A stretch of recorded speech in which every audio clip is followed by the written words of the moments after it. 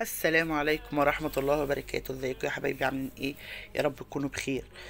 طبعا هنا انا جايه لكم بقى بوصفة جديدة، كبدة المحلات اللي بالردة.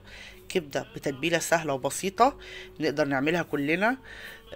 عندنا نص كيلو كبدة، عليهم 5 فصوص ثوم مفرومين حلو، عصرة ليمونة زي ما انتم شايفين كده، معلقتين خل، ملحنة، فلفل اسمر، بهارات السبع، توم باودر. طبعا التتبيله دي من الافضل انك تسيبيها من ساعتين ل3، هتبقى حلوه جدا وتديكي طعم وتست حلو. بس طبعا انا كنت مستعجله هنا فعملتها على طول. هنا بنحط توابلنا بالراحه خالص، ويا ريت بقى تجربوها وتقولوا لي رايكم. كلنا عارفين الحاجات دي كلنا، بس اهم حاجه ان الكبده ما بتتغسلش. خلي بالكم للبنات اللي لسه جديده، انا عارفه ان كل امهاتنا وكل ستات البيوت الشاطره عارفين ان الكبده ما بتتغسلش. الكبده لو اتغسلت هتبقى زفره جدا. طبعا احنا هنا بنضيع الزفاره بالخل وبالليمون، وبيديها تيست كمان عالي. هنا بقى بنقلبهم مع بعض كده، ما بتاخدش وقت يعني. انت بتروحي قالية بتقليها في 5 دقايق وتعملي سندوتشات جنبها شوية سلطة خضراء، جنبها سلطة الطحينة، تبقى تحفة. طبعا سلطة الطحينة انا عاملاها لكم في فيديو قبل كده، للي عايز يشوفها. جميلة جميلة جميلة. طبعا سلطة الطحينة انا بعملها تحفة تحفة تحفة. فهسيب لكم الرابط بتاع سلطة الطحينة في الوصف. ان شاء الله تجربوها تعملوها وتجربوها وتقولوا لي رأيكم. وما تنسوش بقى اللي اول مره يشوفني في القناه يعمل اشتراك ويفعل زر الجرس وتعليق حلو بصلاح الحال ليا وليكم جميعا يا رب العالمين. انا طبعا لسه مبتدئه بقالي اسبوع اهو، بس المشاهدات كبيره جدا، بس يعني حلوه ما شاء الله. بس ما فيش اشتراكات كتيره، فاللي يشوفني يا ريت يدعمني باشتراك.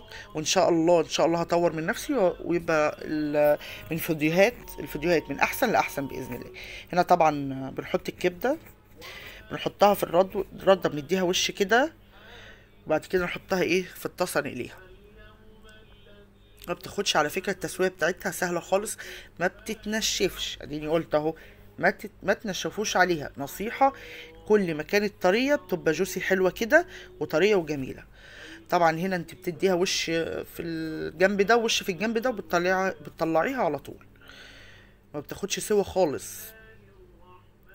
طبعا الكل اللي بيشوفني كده يدوس لي زر لايك ويكتب لي كومنت حلو ودعوة حلوة بإذن الله. هنا ادي هو. بص انا كده عايزه اوريكم هي طالعه مقليه ازاي. بتهيألي هي هنا باينه في الكاميرا ان هي مش ناشفه، يعني واخده وش بس كده حاجه بسيطه عشان تبقى طريه وحلوه.